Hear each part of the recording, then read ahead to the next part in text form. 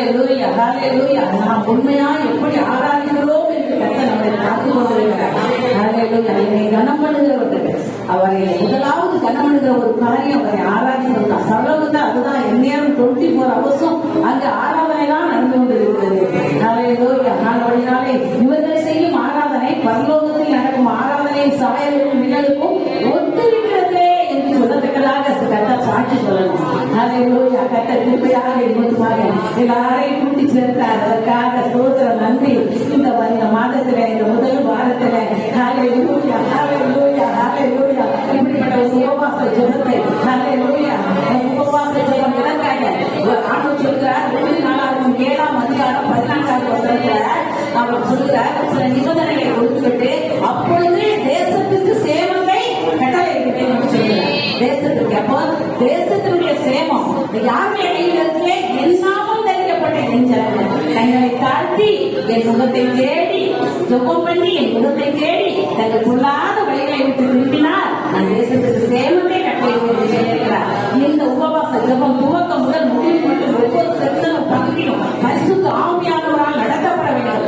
ஹல்லேலூயா. அப்பொழுதுதான் இந்த உபவாச ஜெபம் ஹல்லேலூயா ஹல்லேலூயா ஒரு பிரயோஜனமுள்ள ஜெபமாக இருக்கும். ஆண்டவருடைய கருத்துல ஹேண்ட் ஓவர் பண்ணுவோம். அதற்கு தான் தேவ பிரசன்னம் இன்னும் அதிகமாக நம்ம மத்தியிலே கடந்து வர வேண்டும் என்ற நோக்கத்தோடு இப்பொழுது நாம் ஆராதிக்க வந்திருக்கிறோம். ஆராதிக்கும் பொழுது ஹல்லேலூயா தேவ மகிமை அந்த ஆசீர்வாத கூடாரத்தை நிரப்பின மகிமை, அன்றைக்கு இஸ்ரவேல் பாளையத்தை நிரப்பின தேவனுடைய மகிமை, சாலமோன் கட்டின ஆலயத்தை நிரப்பின தேவனுடைய அக்கினி நம் மத்தியிலே இறங்கி வந்து ஒரு ஜெப ஆவியை தாவீதின் குடும்பத்தார் மேல் எருசலேமின் குடிகளின் மேல் விண்ணப்பத்தின் ஆவியையும் கிருபையின் ஆவியையும் ஊற்றுவேன் என்று சொல்லியிருக்கிறார். ஏறெடுக்கப்படுகிற ஒவ்வொரு ஜெபங்களும் துதிகளும் சோதனைகளும் பாடல்களும் ஒவ்வொன்றும் கர்த்தருடைய சமூகத்தில் சுகந்த வாசனையாக கர்த்தர் அதை நுகர்ந்து கொள்ளும்படியாக இந்த ஆராதனை இந்த உபவாச ஜெபம் முழுவதையும் ஹல்லேலூயா ஒவ்வொரு பாத்திரங்களையும் கர்த்தருடைய கரத்திலே ஒப்புக் கொடுக்கிறோம். ஹல்லேலூயா.